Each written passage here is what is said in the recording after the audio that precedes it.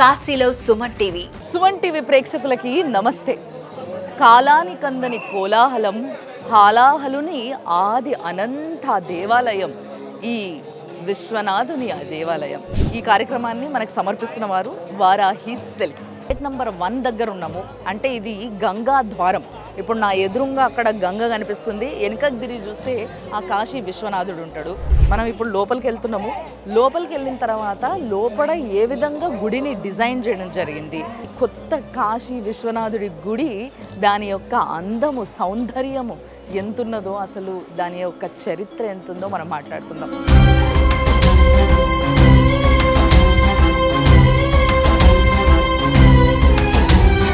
Gate number 1 ద్వారం చూడండి ఎంత పెద్ద ఉందో. ఒక్కసారి ఆ స్ట్రక్చర్ చూడండి, ఆ ఆర్కిటెక్చర్ చూడండి. చాలా సింప్లిఫై చేసి చాలా నీట్గా కట్టినరు. అదంతా కూడా రాళ్ళతోని చేసిన కన్స్ట్రక్షన్. అసలు ఈ ద్వారాలు చూసారా మీరు ఎంత పొడవు ఉన్నాయో అసలు. సో ఇట్లా 4 ద్వారాలు ఈ గుడికి 4 వైపులా ఉన్నాయి. ఆ 4 ద్వారాల నుంచి కూడా భక్తులందరూ లోపలికి వచ్చి దర్శనం చేసుకుంటూ ఉంటారు. Namah Shivaya, Om Namah Shivaya, Om Namah Shivaya, Om Namah Shivaya. Nagendra Haraya Trilojanaya, Bhasmangaragaya Maheshwaraya, Nityaya Shuddhaya Digambaraya,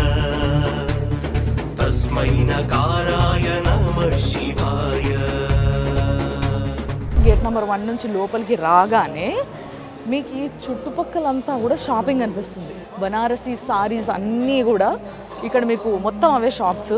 so ఇక్కడ నుంచి ముందుకు పోతే అసలు చూడండి ఎంతమంది దర్శనం కోసం వెయిట్ చేస్తున్నారో లైన్లో. ఇదంతా కూడా జనరల్ దర్శనం.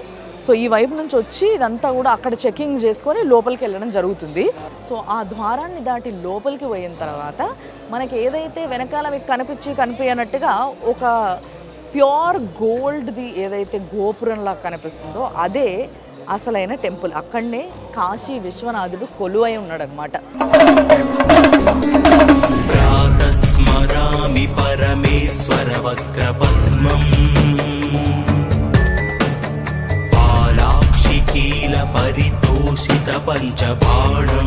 మనం వచ్చిందేమో గంగా ద్వార్ గేట్ నెంబర్ 1. ఇప్పుడు గేట్ నెంబర్ 2 వచ్చేసి విశాలాక్షి ద్వార్. ఈ విశాలాక్షి ద్వార్ నుంచి వీళ్ళందరూ వచ్చి ఇక్కడ వెయిట్ చేయడం జరుగుతుంది దర్శనం కోసము.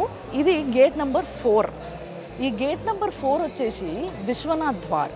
అది అక్కడంతా కూడా విఐపి దర్శనం అవుతుంది అనమాట. ఆ మందిరంకి అటువైపు డుండి రాజ్ ద్వార్, అది డుండి వినాయకుడు అనేసి అంటారు కదా, డుండి గణేష్ అని. సో ఆ డుండి రాజ్ ద్వార్ ఆయన పేరు మీద వచ్చింది. ఈ వెనకాల కూడా మీకు దుర్లభ్ దర్శన్ కేంద్ర అని, తర్వాత అక్కడ లడ్డు ప్రసాదం ఇవన్నీ మనం నైవేద్యం తీసుకుపోవాలనుకుంటే అవన్నిటిని, చిన్నపిల్లలు ఉన్న తల్లుల కోసం అని చెప్పి వాళ్ళకి ఫీడింగ్ రూమ్స్ ని కూడా ఏర్పాటు చేయడం జరిగింది లోపల. మళ్ళీ వృద్ధుల కోసం ఎవరైతే నడవలేరో వాళ్ళ కోసం అని ఈ లోపలికి రాగానే ఈ కాంప్లెక్స్లో చాలామందికి వీల్ చైర్స్ని ఇవ్వడము, అంటే వీల్ చైర్స్ తోసుకెళ్ళడానికి స్టాఫ్ ఉండడము. ఎవరైతే భక్తులు వస్తారో ఆ భక్తులకి ఎటువంటి కష్టం కలగకుండా నీట్గా ప్లాన్ చేసారన్నమాట. ఇక్కడ మంచిగా ఫిల్టర్ వాటరు, ఒకవేళ మీకు ఫోన్స్ ఉన్నా, పర్సులు ఉన్నా, ఇంకేమైనా పెట్టాలనుకున్నా ఇట్లా safety lockers, virtual reality stations అనొచ్చు వీటిని.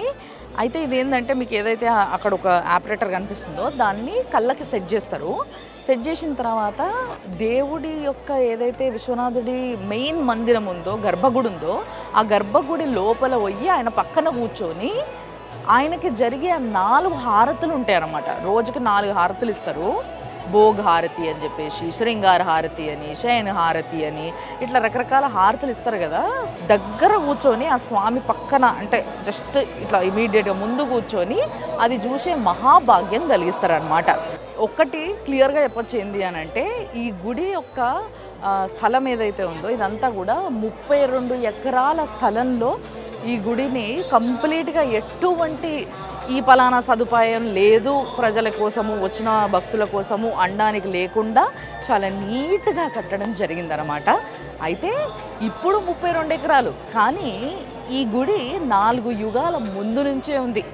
అంటే 4 యుగాల ముందు నుంచున్న లింగము లోపల ఉన్నప్పుడు మొత్తం స్థలమంతా కూడా ఆ స్వామిదే కదా. అప్పుడు ఎవరుండే?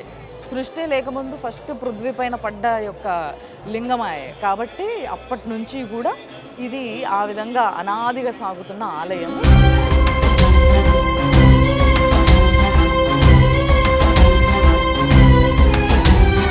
చాలామందికి లోపల కాశీ విశ్వనాథుడు తప్పితే అసలు అటు ఇటు అన్ని లింగాలు ఉంటాయి అన్న విషయం తెలుసు, బట్ మిగతా విషయాలు తెలియదు. నేను ఒక్కసారి క్లియర్గా చెప్తా, ఒకసారి చూడండి.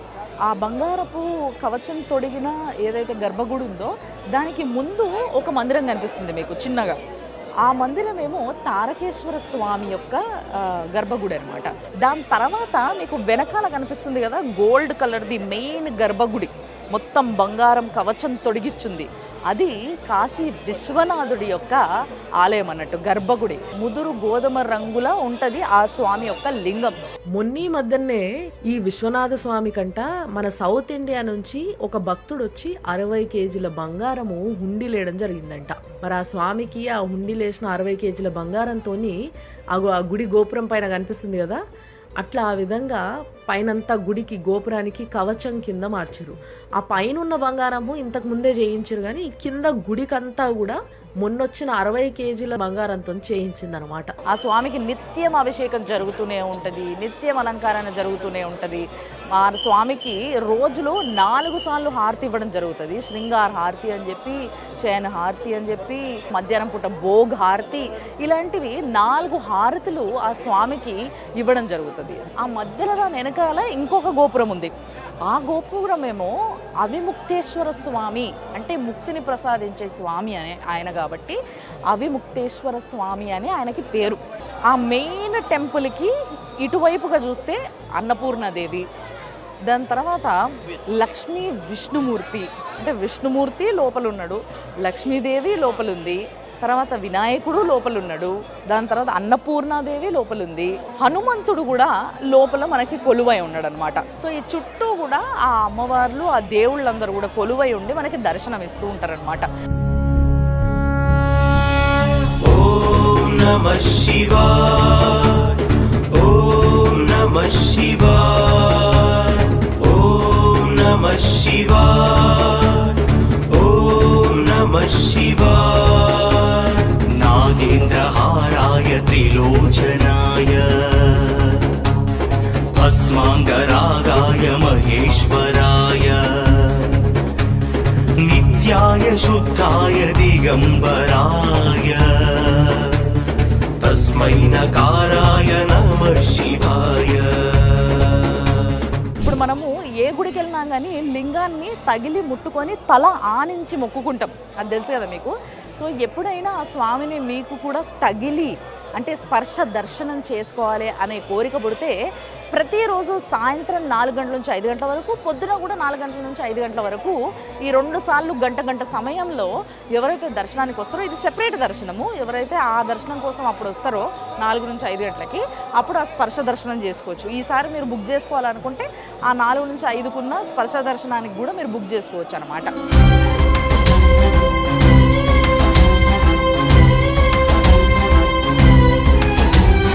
బట్ ఎప్పుడైతే మనము ఆ గుళ్ళ నుంచి మెయిన్ టెంపుల్ నుంచి బయటకు వస్తామో అప్పుడు మాత్రం ఈ చుట్టూ ఉన్న ఈ తారకేశ్వర స్వామి దగ్గర ఉన్న లింగాలు ఏవైతే ఉన్నాయో ఆ లింగాలకు మాత్రం కూర్చొని ఆరాంసే మంచిగా అభిషేకం చేసుకునే అవకాశం మాత్రం మీకు దక్కుతుంది అనమాట. అది ఈ గుడికి సంబంధించిన పూజా విధానాలు, పూజా సమయాలు, ఆయనకిచ్చే హారతి సమయాలు. ఒకవేళ ఆ హారతిని చూడాలనుకుంటే కూడా 4 హారతులు మీరు వర్చువల్ రియాలిటీ దీంట్లో కూడా చూడొచ్చు. శివాయ గౌరీ వదనారవింద, సూర్యాయ దక్షాధ్వరనాశకాయ, శ్రీనీలకాంతాయ వృషధ్వజాయ,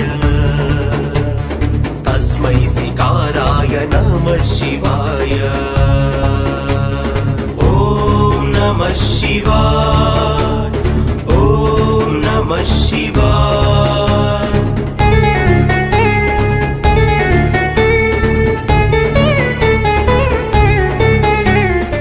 కార్యక్రమాన్ని మనకు సమర్పిస్తున్న వారు వారాహి సిల్క్స్. చూస్తూనే ఉండండి సుమన్ టీవీ. కాశీలో Suman TV, sponsored by Varahi silks.